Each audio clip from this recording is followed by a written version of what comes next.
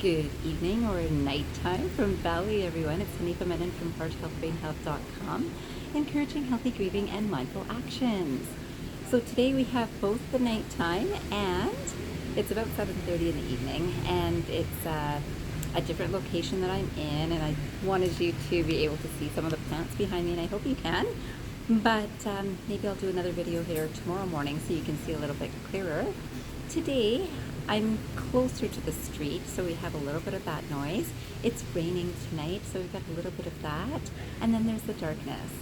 And, you know, anyone who would be watching this video, I'd love for you to assess yourself to see, what do you notice? What are you thinking in this time? And this is because today's video is all about emotional independence. Emotional independence. So let's say, if I ask you, do you think you're emotionally independent? You'd say, of course I am. I think for myself. I feel my own emotions. There's no one that feels my emotions for me. Great. And yet, haven't many people got into the habit of saying, well, I'm emotional because of fill in the blank. So some people will say, oh, because I'm late for work, I'm a little bit irritated. Because I've got a lot of work to do, I'm a little bit irritated or angry. I'm coming back from work and I've had a really busy day or weekend or week or weeks, and I'm really tired, and that makes me a little bit annoyed when people are speaking with me. There's so many different reasons that people will say. People will say, I've got, oh, it's that time of the month. And, you know, there was a time where I actually didn't believe that women even said that so much. I actually felt that men used to utilize that, oh, she's in a mood because it's that time of the month. But I actually hear a lot of women actually saying this themselves. And this is, again, one more thing for us to be aware of, that as we've learned about the hormonal cycle, let's not use it as a reason to hold us back from being the best we can be. Because yes, there are lots of things that happen both around us and within us that perhaps don't feel so good or don't feel like the way that we would like them to be. Yet, I'll start with this quotation and you'll understand where I'm going with this.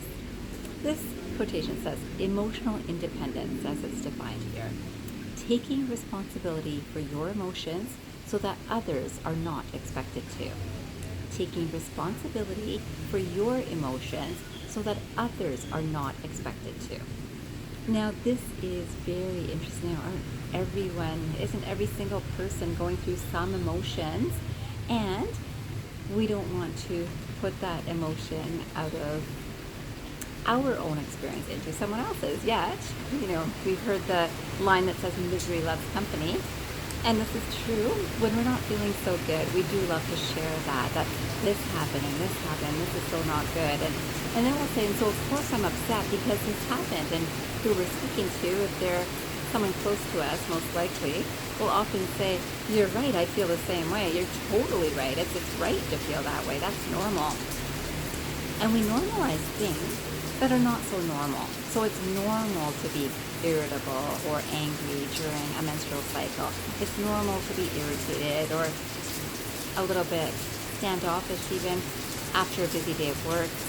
It's normal to walk away from an uncomfortable experience or conversation. These are just normal, and it's normal, of course, because I'm not feeling well. And this just makes me feel even not well, even more not well. And this is what a lot of people have started doing. And this is interesting because, of course, in every moment we have a choice whether to react or respond. React or respond. So the traffic is busy on the road and I'm reacting angrily because I'm in a rush and I've got the slowest driver in front of me. And boy, I wish they could drive a little bit faster, like even the speed limit. And lots of people think these sorts of things. And then now I get to work and I'm irritated because that slow driver in front of the road with me. And now I'm irritated with my coworkers because they didn't do the work that I asked them to do. I'm irritated when I come home because I've had a long day or week, and I'm irritated because I do very important work and people do not understand how much this takes out of me, and I'm irritated about that. And all I need to do is understand myself that I'm carrying this energy of irritability or anger or frustration. Some people carry sadness and grief. Some people carry hurt. So anything can feel hurtful. And even that experience sends out an energy of a vibration that's not ideal. This, give me a second while I'm tending to the cat over here. So here's a situation that I could have been really upset that, oh no, this cat is getting in the way of my video. And this cat has been playing with the wire for the last half hour. So this cat could make me not so happy. And yet, I just have to deal with the situation and respond to what comes up and deal with it as it is. Right now, she's just looking at me he is just looking at me from right across the desk here. So again, it's all a matter of how we respond to different things. And these are little things. What happens when something a little bit bigger happens? We do the same thing. We say, I'm angry because sometimes I'm presenting something and someone walks away from the presentation that I'm making, and I can get upset. And sometimes it can be someone in an office that walks away when we're speaking at a presentation.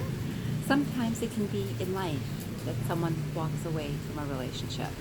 And all of these situations, we have the option to react or respond. Now, if I react, I'm upset and I tell someone, this happened, this person walked out, whether out of a room or out of my life, and other people say to me, oh my gosh, that's so bad, that's so not good for you. And you're totally right to be upset in this situation. I would be too. And when we think about this, we are only feeding that space. We just want validation for our feelings in that space. And we think of it as very useful. Now, if we think about the energy that carries, I'm upset, true. I can be frightfully upset, and we have worked very, very long on a presentation to do for a group that is not pleased with what they're listening, or they're bored, or they have something else to do, an important phone call comes up, or they just want to do their nails. It doesn't matter. There is some reason that a person leaves, and yet I can be upset. The same situation happens in terms of life. So in life, when we think of bigger situations, like a person walked out of my life, and this has happened, and I can say that today I'm in a very different place. I think it's very easy in the training that we get in society and through loved ones even, people who care for us, people who love us, people who are close to us, that feel the same that we do, and share with us that pain that we can go through in any of these situations. But the truth is, the energy that's released in that time is a very low vibration. Now, some of you know about vibrational work, and the thoughts that we create a vibration. The words that we speak create a vibration. The actions that we take create a vibration. So all of these things are creating vibrations. Now, if I've even reacted to something, I've been very upset. I've shared with someone that, oh, this is what I'm very upset about, and this person has just been so wrong, they're so not right. If I can hear myself, or listen to myself, or reflect on myself, there's nothing to be upset about. It's to be in this moment of the here and now and recognize, wow, that's not a very helpful vibration. Why are helpful vibrations useful? Because of that word, they're helpful. They're helpful to us because the first place that our thoughts go through is our own minds. Then we speak our thoughts. Then we do our responses or reactions. And all of these energies have an effect on us. And the only way to undo, I'll say, something that has already been thought, something that has already been said, something that has already been acted on, is to do the exact opposite. And first place and most powerful place, quite honestly, is right from the mind. Can you think loving thoughts of, okay, you know what, this has happened, it's okay, there's a reason for this, and I'm going to be centered and calm and peaceful because I'll need time to process this, whatever it is. And all it is my response that I need time to handle my mind and its response. It's to not react, to not be irritable, to not be upset. To be in that space is so important. And So this taking responsibility for your emotions so that others are not expected to.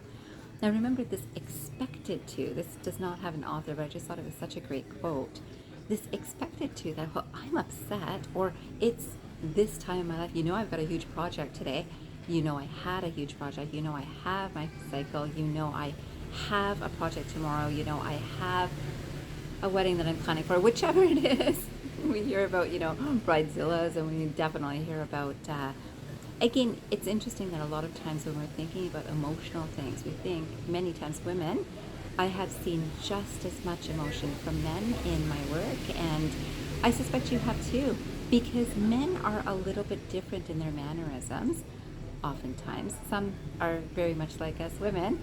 But the fact is, they're affected by emotions too, and they react in their ways, oftentimes through anger or aggression or irritability. And aggression can be passive aggressive or full out aggressive.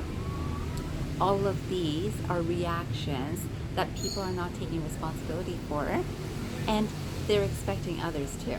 So tend to my needs because I'm not well. Now, if we are the others, and let's say someone is even speaking to us not kindly, and we have an awareness that they have reacted to me, what is my responsibility? My responsibility is I respond in this situation. This person is very upset. In my mind is my thought. This person could be helped by some kindness and compassion, even though I don't know what they're going through. I know that I can send kindness and compassion. And if I'm a really good friend, I can say, you know what? I know that you're in a really tough time. These things are happening all the time to so many different people. Give yourself time to love yourself and know who you are. You're a wonderful person. Those things are all high vibration thoughts. It's not feeding that person is awful for walking out of your lecture or walking out of your life. And it's feeding the building of a person. It's supporting in a way that is building a person, rather than a low vibration energy, which then depletes ourselves and depletes the other side. Now we have to remember that we are sometimes the people that are the ones reacting.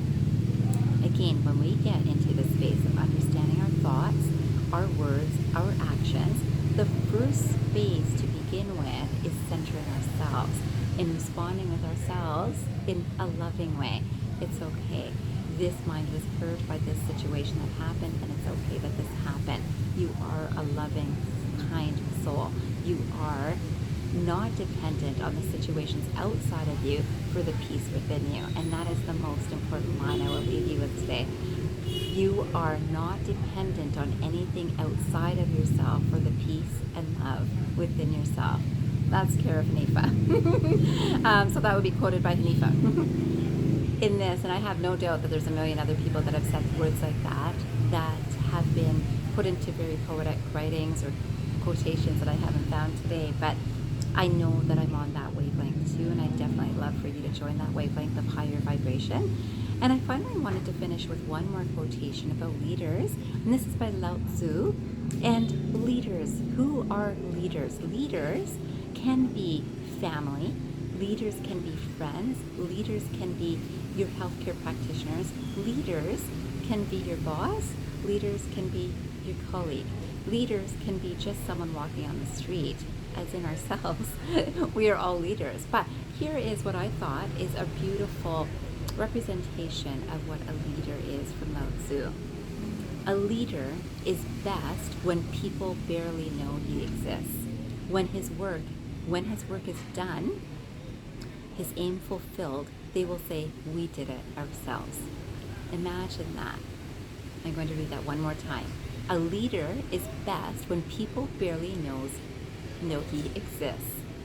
When his work is done, his aim fulfilled, they will say, we did it ourselves. Now remember, let's say you're leading a team and everyone is learning something that you're teaching, and people start saying, oh, you know what, I do that all the time. I've done that forever. And you've known this person forever. And you certainly are aware that they haven't done that forever, but they're going to tell you now, or in 5 days from now, that they've always done things this way. Yeah, I did it myself. That's how I've always been.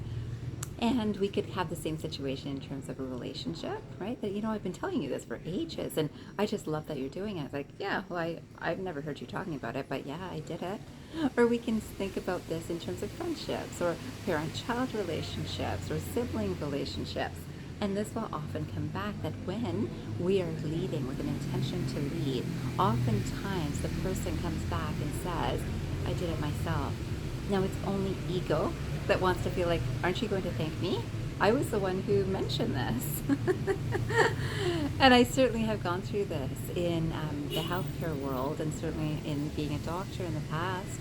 I certainly went through lots of experiences of ego blows when things like that would happen, and that would happen oftentimes. I've gone through that in terms of personal relationships too.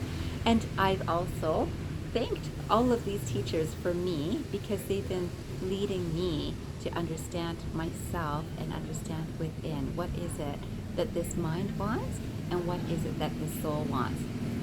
The soul wants that people are elevated and lifted and self-sufficient. This mind wants credit for it.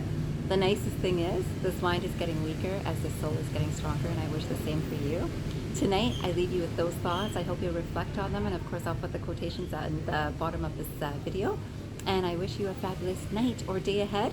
I hope you remember, transform your mind and transform your life. Have a great night, everyone. One more thing. I can say that I had asked what is in your mind when you're seeing darkness, you're hearing traffic, you might have heard rain, you saw the cat situation. What went through your mind? Were you at ease and comfortable as you're watching this, or were you like, oh boy, you know what? I mean, she was distracted by the cat, and then there's that rain, and it's that rain makes me really not be able to focus on what she's saying. If that was your mind, check to see if you do that in other situations too, looking for something outside of yourself to blame for the emotion you're feeling within yourself. I leave you with that thought. I wish you a fabulous night ahead, and I hope to see you in the next video. Transform your mind and transform your life, everyone. Bye-bye.